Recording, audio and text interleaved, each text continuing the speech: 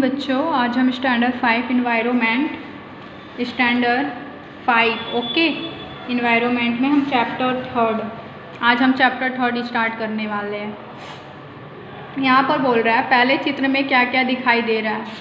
पहले चित्र में जो है आपको क्या क्या दिखाई दे रहा है। ओके, तो पहले चित्र में आप क्या देख रहे हो? सूर्य, चंद्रमा, यहाँ पर ये ना बीज है। क्या है? बीज है जो कि लेटी हुई है। जो कि क्या है? बीज लेटी हुई है ज़मीन पर, है ना, ज़मीन पर लेटी हुई है। तो हमें पहले चित्र में तो यही दिख रहा है। दूसरे चित्र में हमें क्या दिखाई दे रहा है? दूसरे चित्र में क्या दिखाई दे रहा है?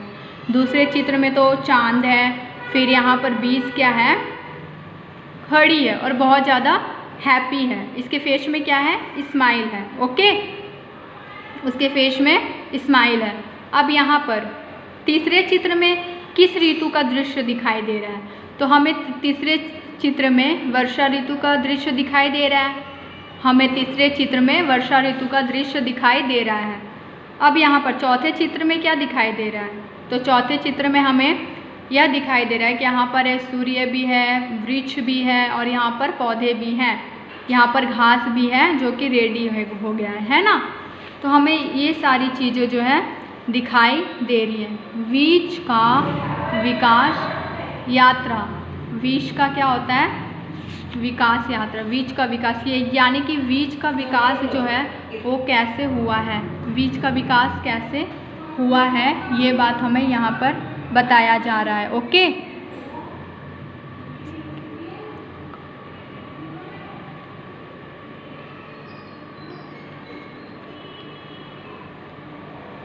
इस प्रकार का तो अब हम आगे में देखेंगे कि क्या होता है।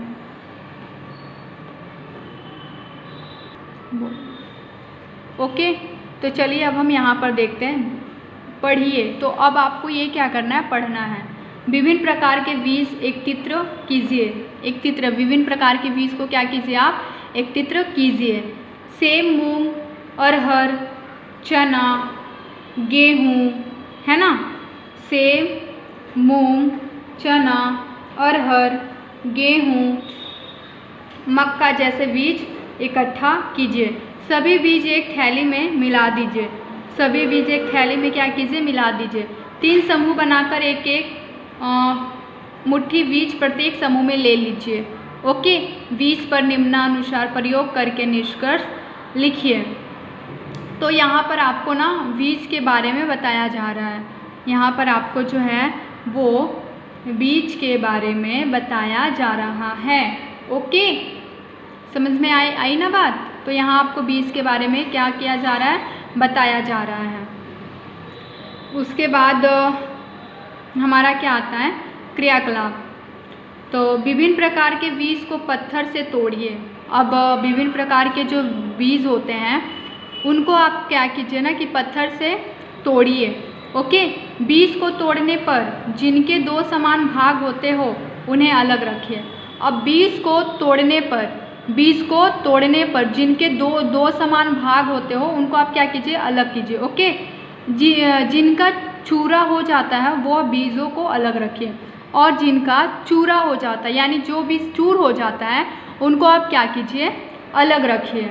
अंत में जिस बीज का टुकड़ा या चूरा हुआ हो उसे एक कागज पर घिसिए। उसे क्या कीजिए आप? एक कागज पर घिसिए। ओके, अब यहाँ पर क्या बोल रहे हैं?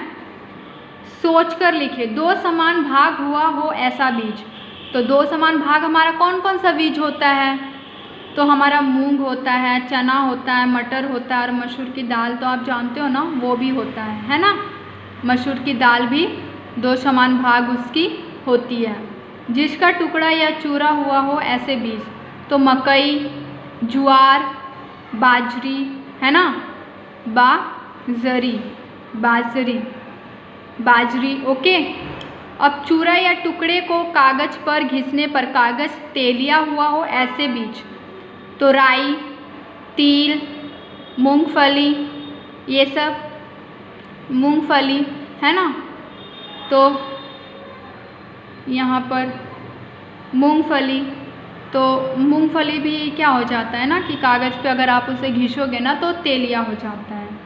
ओके, अब यहाँ पर क्या बोल रहा है, जिस बीज के दो समान भाग होते हो परंतु कागज़ को तेलिया ना करता हो वह बीज को दलहन कहते हैं। उस बीज को क्या कहते हैं, हम दलहन कहते हैं। जो बीज को हम घिसते हैं लेकिन तो भी वो कागज़ को तेलिया नहीं करता है, तो वैसा बीज क्या कहलाता है, दलहन कहलाता है। जिस बीज के टुकड़े या चूरे होते हो उस बीज को अनाज कहते हैं। जिस बीज के टुकड़े या चूरे होते हो ना उस बीज को हम क्या कहते हैं, अनाज कहते हैं। जिस बीज का टुकड़ा या चूरा करने पर तेल निकलता हो उस बीज को हम तेलहन कहते हैं। क्या कहते हैं, तेलहन कहते हैं। ओके, तो यहाँ तक आपको तो ये समझ आई गई होगी, समझ आई गई होगी ना। तो अब यहाँ पर आप क्या करो, ये वाली चैप्टर हम यहाँ तक समाप्त करते हैं। आगे की चैप्टर हम नेक्स्ट क्लास में देखेंगे। Okay, bye. Hello, good morning बच्चों।